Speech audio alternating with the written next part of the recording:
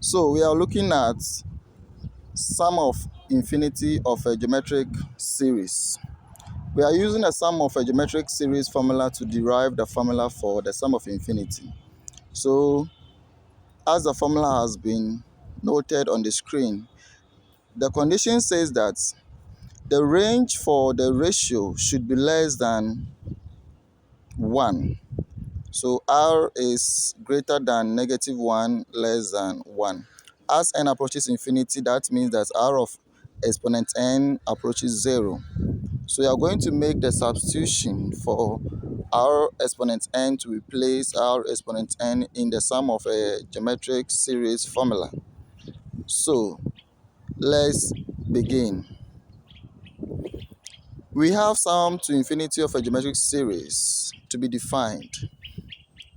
We are going to use the sum of infinity being equal to, so you are going to substitute the r exponent n in place of 0 all over. Then we are going to find the formula. So when we multiply 1 minus 0 by a, we are going to get a all over 1 minus r. So therefore the sum to infinity of a geometric series is defined a over 1 minus r, where a is the first term and r is the ratio. Let's begin with a problem. So our first problem states that find the sum to infinity of the series over there. State the formula down and determine the first term. Alright, so you need to find the ratio when you divide the 10 by the 20. You get a ratio which will be 1 over 2, and it is the same as 0.5. Substitute your a equal to 20 and r equal to 0.5 into the formula and simplify. So you follow the simplifying procedures to get your sum to infinity to this particular question done. When you divide these two numbers, then the answer will be 40. All right, so don't forget the first term, the second term, and the third term continues, and the ratio being less than 1 means the series continue to less than infinity. Second problem, being used the same formula to solve. Your a, the first term is 1, and your ratio is 1 over 3 divided by 1. That will give you 1 over 3. So substitute your a and your r in the formula and solve this accordingly. So you are going to get your sum to infinity to this particular question to be 3 over 2. Let's try another one. Find the sum to infinity of, so we have the first term to be 18. The second term, the r supposed to be -6 over 18. That will give you -1 over 3.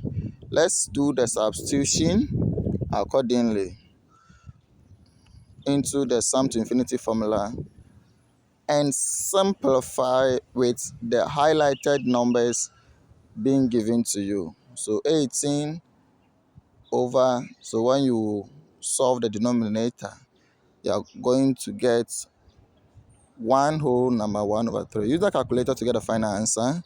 That is, when you divide these two numbers, you are going to get 13.5. All right, let's look at the next question.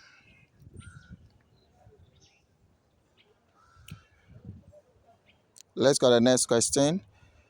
Sum to infinity, find the sum to infinity of the first term is 10, the common ratio will be 3. In this case, the value for ratio is greater than 1, which is not possible. So the range given to us or the condition given to us will not satisfy the given ratio. So therefore, we don't have the answer. So no sum to infinity, that means the series given is divergent or the series diverges.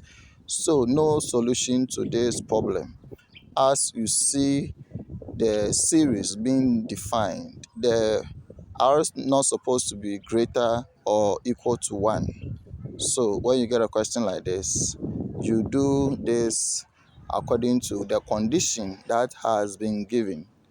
Don't further solve when the r is greater than 1. Our last problem that says find the sum to infinity of, so you have the Zygmunt notation being defined in the question. So for you to get the first term, the n is equal to 1, you substitute n equal to 1 into the exponent there, then you multiply against 228 and 1/2. That will give you the solution to be 14. Find the second term by equating n equal to 2 into the place of the exponent n by the 1/2, multiply again the 28, then you are going to also get 7. Do the next one, n equal to 3 for the third term, that is exponent going to be 3 multiplied by 1/2 multiplied by 28. That will give you 3.5 and so on. Now you can solve this by using the sum to infinity formula. That is a equal to 14. The r, that is equal to 7 over 14, 1/2. Substitute within your formula. Then you solve this problem. Follow this to get your final answer to be 28.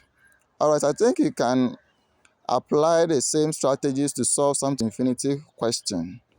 Alright, don't forget to follow and like my videos. Thank you for watching.